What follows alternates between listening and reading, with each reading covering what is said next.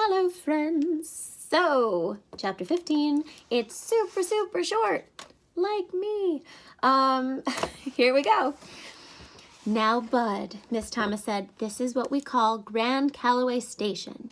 She parked the car in front of a big house and got out, so I grabbed my suitcase from the back seat and jumped out too.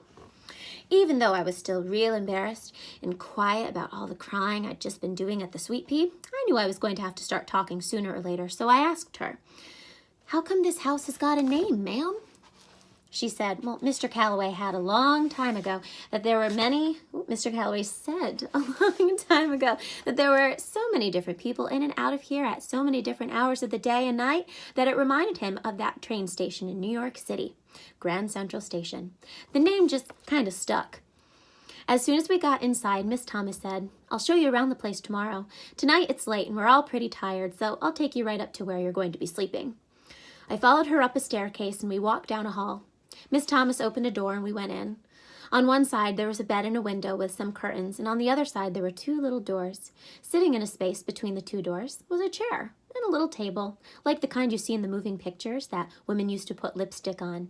It had a long skinny drawer that went across the bottom and a big round mirror stuck right on the top. Next to the bed there was a little table with a lamp that had a picture of a skinny little black horse right in the lampshade. Miss Thomas turned on the lamp, and the horse got all bright. Now I could see he was brown. Miss Thomas said, we're going to have to talk to Mr. Calloway about where you can put your things, Bud. I don't think you'll be able to fit anything in those closets. She pointed at two little doors. There's a lot of old things in there that he really needs to clear out. For now, just put your suitcase there. She pointed at the table with the mirror on it. I said, yes, ma'am. Thank you, ma'am. She smiled and said, okay, well, I guess that's it. The first door in the hall on the left is my room. The second door is Mr. Calloway's. And the door on the right is the bathroom. Do you think you'll be all right? I would, except that those two little doors were starting to make me nervous. They looked like they were just the right size for a young Frankenstein or a wolf man to come busting out of all at once, like once all the grown folks have left the room, and since there was only one chair in the room, I wouldn't be able to block both the doors off. I said, well, I'll probably be okay, ma'am, but there's one thing I'm wondering about. What's that, sweetheart? I pointed at the doors and said, are those locked? I was going to have to try to make a better first impression on Miss Thomas. She had to think I was pretty babyish, what with the crying my eyes out before and now being scared of some little monster-sized doors. She laughed and said, oh, I don't think they're locked, Bud, but there's nothing in there but girls' clothes and toys. I said, won't the girl get mad if she comes back in here and I'm sleeping in her bed? Miss Thomas waited a second, like she had to think. She finally said, no, Bud, I don't think you have to worry about that. She's gone. Uh-oh. That was two things to get nervous about in one sentence. The first thing to worry about was rules and things number 547 or something. That was the one about when an adult tells you, don't worry. The second bad thing was Bud Caldwell's rules and things to have a funner life and make a better liar out of yourself, number 28. That was a real short one. Rules and things number 28. Gone equals dead. I don't know why grown folks can't say someone is dead. They think it's a lot easier to say gone. That meant I was going to have to spend the night in the room of a little dead girl. That meant I wasn't going to be getting much sleep at all.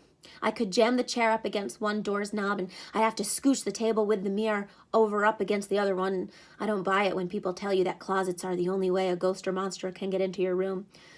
Shucks, I bet you they got ways to come up from under your bed. Or, well, if they wanted to get at you real bad, I bet they can even slide out of a drawer that you think is shut good and tight. Miss Thomas said, I'll see you in the morning. You get a good night's sleep. She closed the door and was gone, just like that. Before you could say Jack Robinson, I had the chair jammed up underneath the one doorknob and was trying to figure out the best way to push the dresser thing when I heard some loud voices coming from in the hall. It was Hermione Calloway and Miss Thomas going at each other pretty good. They argued back and forth, so I sat on the bed and put my suitcase in my lap, hoping that Mr. Calloway would win the argument and they'd give me some other place to sleep. Into solar energy has meant installing panels on your roof. Solar panels, they're great. Whoops. All right. I can never get why grown folks will put a kid all alone in a bedroom at night. It's just like they give the ghost a treasure map, and instead of there being a big old pot of gold where X marks the spot, there's some poor kid that's sound asleep. The door banged open and Hermione Calloway stood there huffing and puffing like the big bad wolf. Ooh, good simile. Only with his belly. It looked like he'd already eaten the 3 little pigs. I wasn't too worried because I could see the toes of Miss Thomas's shoes in the doorway. Hermione Calloway looked at me sitting on the bed and rushed over to the first little closet door. With one mighty huff, he swiped the ghost-blocking chair away and stuck a key in the lock. Then he stomped over to the other closet door and locked it too. He kind of whispered so Miss Thomas couldn't hear. "You've got the rest of them fooled, but not me. There's something about you and I don't like it.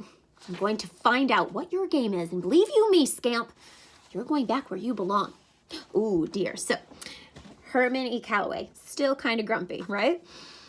He stuck the key back in his pants pocket, walked out of the room, and slammed the door. The door wasn't even done shaking from being slammed so hard when it jumped open again. Hermione Calloway pointed a finger at me and said, "And you better not do any snooping around this room or anywhere else in the house. I know where every single thing belongs, and I can tell right away when something's gone missing. I've got little secret bells all over everything, and when someone's stolen, the bell goes off, and only I can hear it, so watch your step." The door got slammed again. Miss Thomas said, "You know, Herman, half the time I don't know if I should laugh at you or just feel sorry for you." What Hermione Calloway said reminded me of what they used to tell us when they'd take us kids from the home to the YMCA to go swimming. Before we'd start swimming, the white lifeguard made us sit on the edge of the pool with just our feet in the water, and he'd say, "We've had problems with you children urinating in the pool in the past. We've begged you and pleaded with you to stop, but you don't seem to get the message.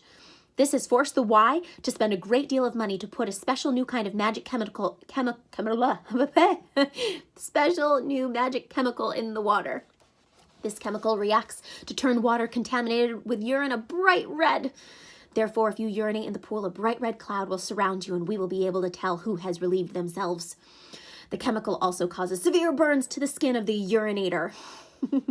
So if a red cloud appears around any of you people, you will be arrested by the Flint police. You will go to the hospital to fix your burns. You will go to jail. Then your name will go on the list that says you can't swim in any pool in any building anywhere in the world." Well, that sounds like a little much. I suppose they just really didn't want these kids peeing in that pool, but that's a little extensive. If a red cloud appears around any of you people, you will from that moment on be swimming nowhere but in the Flint River. Shucks, nothing makes you want to pee in a pool more than someone who thinks you're stupid telling you not to do it. And nothing makes you want to steal something more than having someone who doesn't even know you're honest telling you not to steal. Hermione Calloway didn't have to worry. I was a liar, not a thief. The only thing I'd ever stole was food out of someone's garbage can. Oh, he was so doggone mean and hard to get along with, it just didn't seem like it was true that he could be anybody's daddy. The way he was so worried about me stealing stuff from him before he even knew I was honest or not made me wonder if someone who was so suspicious could ever be kin to me. I looked around the little dead girl's room and see that even a hard-up thief wouldn't find nothing much worth stealing in here.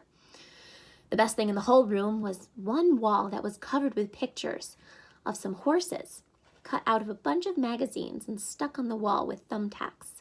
It looked like someone went through a lot of trouble to do it. Each picture was held up with 4 thumbtacks, and there were so many of them that they were like wallpaper from the floor to the ceiling. There might have been something good in those closets, but even before Hermione Calloway locked them shut, I sure wasn't about to peek in them. I set my suitcase on the dressing table and looked at the first drawer. Like I said, someone telling you not to do something will sure make you want to do it. I listened real careful to make sure Hermione Calloway wasn't sneaking up on me, and then I pulled the drawer open. There were 3 boxes of thumbtacks and one of those doggone Ticonderoga pencils. Looking at it made me smell rubber all over again. I walked over to the bed and sat on the edge and flopped back into the mattress. Man, it was the softest thing I'd ever felt in my life. I rubbed my arms up and down on the blanket and pulled the pillow out and put it underneath my head. The bed had 2 sheets on it, just like Toddy Boy's. It was strange, even though this was the bedroom of some little girl who'd kicked the bucket, I wasn't feeling scared or nervous at all. I took in a deep, deep breath, and it felt like I was sleeping with my own blanket wrapped around my head. I took a couple of more deep breaths, and I could hear Mama starting to read another story to me. I wanted to climb under the covers to see what it felt like to sleep with 2 sheets, but before I could even move, whoop, zoop, sloop, I was sleeping like a dead man. The last thing I remember hearing was, "Not me," said the horse. "Not me," said the sheep. "Not me," said the werewolf. I knew I was going to have a great sleep because even though a monster had gone and snuck himself into the story, I didn't care. Nothing could hurt me now. And that is the end of the super, super short chapter 15. Bye, guys.